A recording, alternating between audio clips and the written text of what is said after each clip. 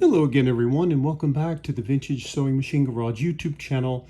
You are looking at a close-up of a tool, or a selection of tools, that I really hope to use that will help unstick or wake up some of the moving parts on my FOF model number 6. This is the machine I'm currently working on, and I have had to take time and gently go through the process of waking the machine up. It is a machine that has sat for decades, I believe. It's not unusual. You can get a machine like this, and the purpose of waking the machine up a little at a time is to ensure we don't damage it, because that can definitely happen whether you're dealing with metal on metal parts, and especially metal and plastic. Plastic will lose in a battle with metal normally, and so we want to make sure that things are allowed to move again without over-forcing them. So what you see in front of you are some of the penetrant oils. I have used them before. You see one here on the right called PB Blaster. We have Liquid Wrench, which has, I don't know if it contains kerosene, but it has a kerosene-like smell. And then 3-in-1 Oil Penetrant. Now when it says, you see the word oil, you see it says penetrating oil here on Liquid Wrench. This is not a lubricant. You would not put this in your machine to use as sewing machine oil. You don't, in fact, they're not designed to lubricate anything for normal wear. What they do is they have an oil base, but they also contain other petroleum solvents, distillates. The recipes I do not have access to, but they are all marketed as a way to unstick things. You may have used something like this in an old padlock to get it to unlock. In fact, I've done that on a lock that sits outside in a garden shed. So the hope is that one of these will be able to, over time, loosen up some of the old oil that I suspect is what's causing my stitch selector to barely move. And then, of course, the selection knob for lowering the feed dogs, it doesn't want to move at all. And so we'll see. We'll see what areas of the machine that I can apply the penetrant to, and will allow it to sit over, all day. It is about a little after noon or something right now, and then I may let it sit until tomorrow and see what it does. So, which one am I going to try? I'm going to start with the 3-in-1, and it's not because I think it's better.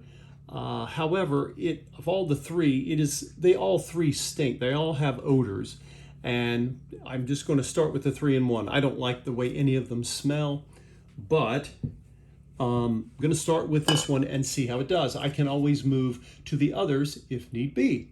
So let's take a look at the first area that I am going to use this penetrant oil on. And you should have a fairly good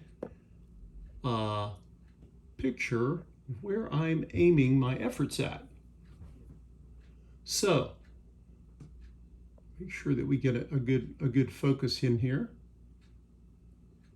Now what I'm going to do, this is, by the way, this little device here is where you set stitch length, and you also can hit reverse when you want to back tack.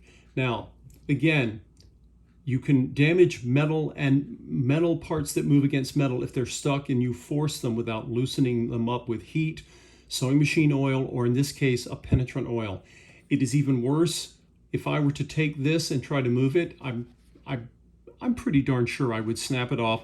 And that would make me really unhappy because I'm trying to restore the machine. So what I'm going to do, we're going to go and we're going to get this area from several different angles.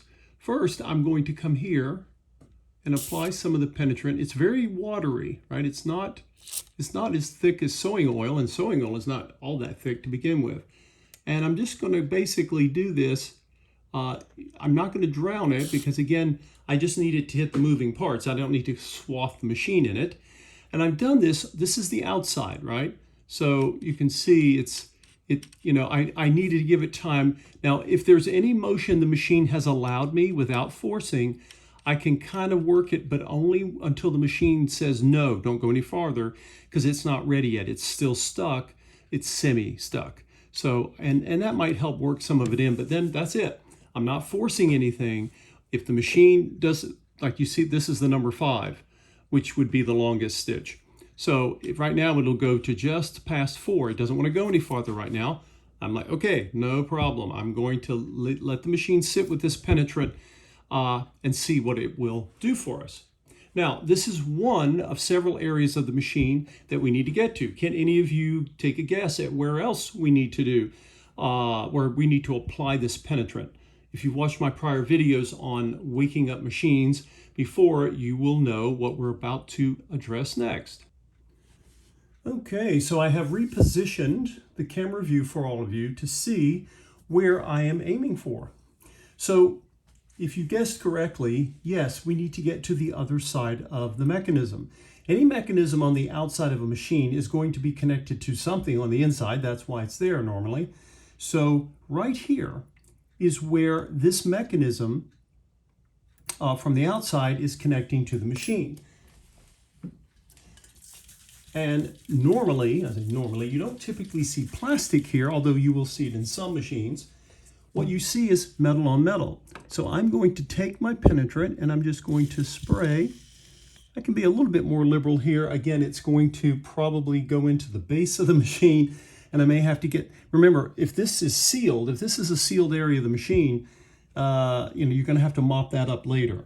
So I'm going to come here, and that's basically what I'm doing. Now, the other areas of the machine, that the other insides, I'm going to try getting those loose with just sewing machine oil. So right now, and I don't see anything moving when that limited motion that I have on that front dial, I'm not going any further, just what it was allowing me to do initially. And it's not moving anything yet here on the inside. So that tells me it needs to sit, right? We're not going to force it. We're not going to coerce it. At this point, I'm not going to try using heat. And I'm coming at it at a different angle. See if I can get a different angle. Kind of an awkward thing to hold, not getting your way of seeing me.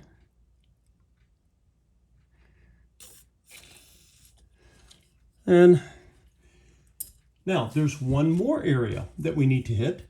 And again, this is not for oiling the machine, because when it comes to oiling, that is something we'll do later on. We want to get everything moving first. And because something, if it's really stuck like this front piece is, you have to make a guess. You can try just using sewing machine oil. It might work. You can try using heat, but again, I'm limited to how much heat I can get on this because it's covered by that lovely piece of plastic. And even a hairdryer, much less a heat gun, I just don't trust that. And once something is that stiff, you have to make a judgment call. My experience tells me it's too stiff, that sewing machine oil is probably not going to work. If it was all metal, I might try sewing machine oil and heat. It might take longer if it would work, but with the plastic knob covering on the front, I'm not willing to take a chance of harming it. So let's see where that third spot is that we're going to apply the penetrant oil. Let's see if you can guess where that will be. All right, we are now down back at the area of the bed of the machine. I'm going to tilt it back. And if you guessed correctly, you know that this is the area that we need to apply penetrant. And this is not really going to help us, as far as I can tell, with our stitch length selector. However, the area we do need to hit is here. This, of course, is where that knobs for lowering the feed dogs is right here, right above where I've got my little orange stick there. And this is the area that I want to go ahead and try. And right in this casing right here, that's where that little bullet-shaped protrusion is that either slips out to lower the feed dogs or pushes in to get the feed dogs up in their proper position. So you can see I've been dribbling some of the penetrant oils already. I can take a rag and mop some of that up, but I'm just going to let it sit. And so we need to now figure out, oh, okay, how long am I going to wait?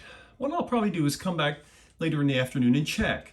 If the mechanical parts that I want to start moving again feel like they're waking up, I'll make the video then. If not, I'm going to let this sit overnight. Sometimes time is your friend. If in my case, when I don't want to use heat, especially if I'm around plastics I don't want to damage, having a penetrant oil and just being patient, giving it time to do its thing, because it's trying to undo old oil sludge that's been sitting in here for, I know, 20 years, maybe longer.